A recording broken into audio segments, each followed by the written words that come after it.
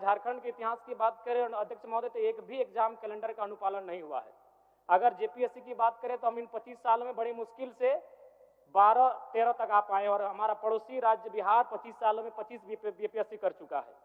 राज्य की 11 नियुक्तियां सीबीआई जांच चल रही, उसमें भी हमें उत्तर मिला जिसमें इन्होंने 9 लिखा है, जबकि अखबारों की माने तो 11 नियुक्तियां हैं जिनमें सीबीआई की जांच चल रही है।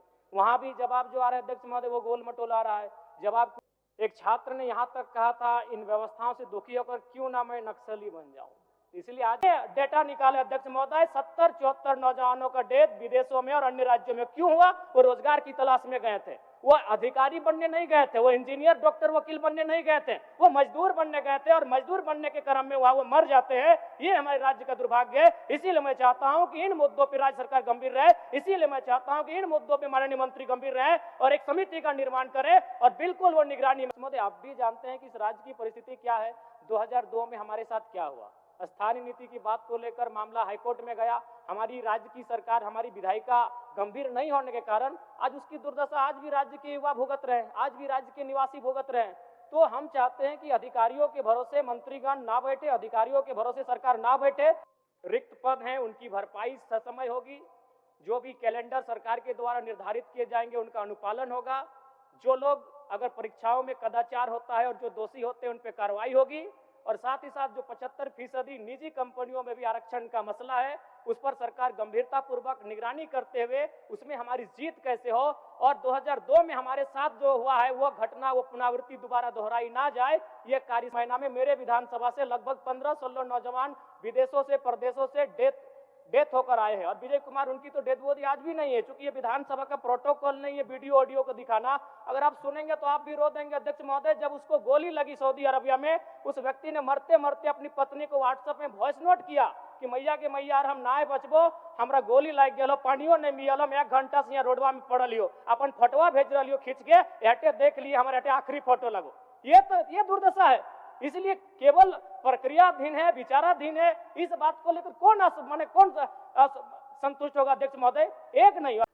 माननीय सदस्य श्री जयराम कुमार महतो। धन्यवाद माननीय अध्यक्ष महोदय। मेरे आज का गैर सरकारी संकल्प का विषय था जो सरकारी पद रिक्त हैं उनकी भरपाई को लेकर।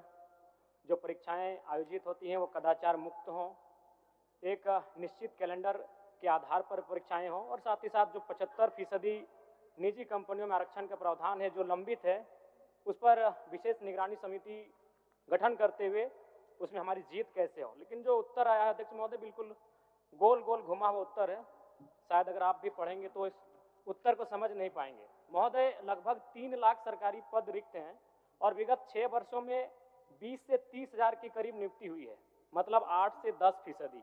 अगर इस गति से नियुक्ति हुई तो इन पदों को भरने में लगभग 15 से 17 वर्ष लगेंगे।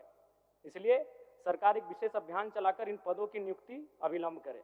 मैंने अपने पहले बजट सत्र में 10 तारीख 3रा महीना 2025 को एक प्रश्न किया था जिसमें मुझे जवाब मिला था कि पुलिस कर्मी के 23,645 पद रिक्त हैं।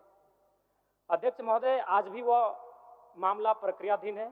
मैंने वो सवाल पुनः मानसून सत्र में भी पूछा 4 तारीख 8वां महीना 2025 को, उस समय भी उत्तर आया प्रक्रियाधीन है। तो अध्यक्ष महोदय, मैं ये जानना चाहता हूं कि आखिर ये को प्रक्रियाधीन क्या है, ये विचाराधीन क्या है। जब भी कोई गंभीर सवाल हो, जब भी कोई गंभीर सवाल हम लोग लाने का प्रयास करते हैं, विभाग का उत्तर होता है प्रक्रियाधीन है। आज तक अगर झारखंड के इतिहास की बात करें अध्यक्ष महोदय, तो एक भी एग्जाम कैलेंडर का अनुपालन नहीं हुआ है। अगर जेपीएससी की बात करें तो हम इन 25 साल में बड़ी मुश्किल से 12-13 तक आ पाए, और हमारा पड़ोसी राज्य बिहार 25 सालों में 25 बीपीएससी कर चुका है। राज्य की 11 नियुक्तियां सीबीआई जांच चल रही, उसमें भी हमें उत्तर मिला जिसमें इन्होंने 9 लिखा है, जबकि अखबारों की माने तो 11 नियुक्तियां हैं जिनमें सीबीआई की जांच चल रही है। वहां भी जवाब जो आ रहा है अध्यक्ष महोदय वो गोल मटोल आ रहा है, जवाब कुछ और है और अखबारों के माध्यम से या फिर जानकारी जो आती है उसके माध्यम से कुछ और है अध्यक्ष महोदय। यहां तक कि अध्यक्ष महोदय, वर्ष 2006 में अखबार की सुर्खियों में एक टैगलाइन था, एक शीर्षक था कि जेपीएससी घोटाले के अभियुक्त आज कोर्ट में होंगे उपस्थित। इनमें जो नाम थे वो एसपी, डीएसपी, एडीएम और टीओ जैसे अधिकारी थे। यहीं तक एक छात्र ने यहां तक कहा था, इन व्यवस्थाओं से दुखी होकर क्यों ना मैं नक्सली बन जाऊं। इसलिए आज मैं स्पष्ट उत्तर चाहता हूं, और चूंकि माननीय वित्त मंत्री, उनका एक बयान भी था कि हम लोग 4 वर्षों में जो भी लंबित हैं, जो भी पद रिक्त हैं, उनकी भरपाई कर लेंगे। और बिल्कुल मैं उनका उस आश्वासन का भी आदर करता हूं। उत्तर लेकिन दिला आज देते हैं। मैं आज स्पष्ट उत्तर चाहता हूं मंत्री महोदय से, जो भी मेरा उत्तर देंगे कि जो पद रिक्त है लगभग 2,87,000 हैं, उनकी भरपाई कब तक हो जाएगी? माननीय मंत्री जी। अध्यक्ष महोदय, हम लोग ने बड़ी स्पष्ट जवाब दिया है माननीय सदस्य का विस्तार के संदर्भ। 24/12/2021 को झारखंड के निजी क्षेत्र में स्थानीय उम्मीदवारों को नियोजन अधिनियम 2021 प्रचारित किया गया है, जिसके माध्यम से झारखंड राज्य में नियोक्ता द्वारा निजी क्षेत्र में स्थानीय उम्मीदवारों को 50% आरक्षण देने का मामला।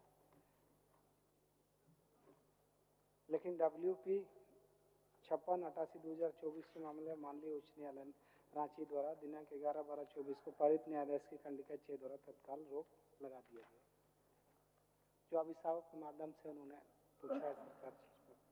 और वित्त विभाग के पत्रांक के द्वारा 4/12/25 द्वारा वित्त विभाग के COBT पोर्टल के उपलब्ध ये फाइनेंशियल 25-26 के अनुसार वर्तमान राज्य में अधिकारी कर्मचारियों का नामांकित कुल संख्या 3,49,406 तथा उसके विरुद्ध कार्यरत बरकुल 188,520 संसूचित है। जितना वो आंकड़ा बता रहे हैं माननीय अध्यक्ष महोदय, उससे कम है। हाँ, रिक्तियां हैं, इस बात को हम लोग स्वीकार करते हैं। राज्य में सरकारी नियुक्तियों के विरुद्ध 9 नियुक्तियों में CBI जांच चल रही है, जैसे इन्होंने लगाया कि 11 नियुक्तियों में। तो इस तरीके से राज्य सरकार, और एक मामला इन्होंने उठाया कि विधायकों की समिति बने, उसके कम से कम 5 विधायकों की समिति बनाई जाए जो इन गंभीर विषयों पर निगरानी रखे, इनका मामला था। लेकिन राज्य सरकार के पास में सरकारी रिक्त पदों को लेकर के इस तरह का कोई मसला अभी लंबित नहीं है, ये बात को भी हम लोग ने स्पष्ट कर दिया। और सरकार पारदर्शिता से सभी रिक्तियों पर नियुक्तियां करा रही है और नियुक्तियां बांट भी रही है। अभी हाल के दिनों में भी 10,000 के लगभग नियुक्तियों के लिए बांटा गया, और भी प्रक्रिया दिन अभी CGL वाला भी परीक्षा प्रकाशित करने का कोर्ट ने निर्देशित किया, उसमें भी बहुत लोगों को होगा। इस तरीके से अन्य रिक्तियों को भरने के लिए सरकार प्रयासरत है, और हम लोग चाहते हैं कि 1 साल के अंदर में 26,000 से अधिक नियुक्तियां सरकार ने की है, आने वाला दिन में करेगी। हम विश्वास दिलाते हैं माननीय सदस्य को कि पारदर्शिता से सरकार काम करेगी और उन मसलों को सरकार गंभीरता से लेगी। माननीय सदस्य इस चीजों को उठाने का प्रयास, माननीय सदस्य से मेरा आग्रह होगा कि अपने अविस्तार को वापस। अध्यक्ष महोदय, मंत्री महोदय ने भी केवल जो विभाग से उनको उत्तर मिला उसे पढ़ के सुना दिया। अगर आप कहें तो हम भी पढ़ के सुना सकते हैं कि 11 कौन सी नियुक्तियां हैं जिनमें जांच हो रही है, जांच एजेंसियों की निगरानी में है। वो उत्तर उनको लिख के दिया गया है 9, वो भी बोल रहे हैं 9। और ठीक है, उन्होंने कहा कि 1 वर्षों में जो 25 से 30,000 की नियुक्तियां का जो मामला है वो आश्वासन दें कि उनकी भरपाई 1 वर्षों में हो जाएगी। वो कहें कि वो आश्वासन दे रहे हैं कि 1 वर्ष में, यानी आज की तारीख से ठीक आज की तारीख तक 25 से 30,000 पदों की भरपाई होगी। मंत्री महोदय आश्वासन दें।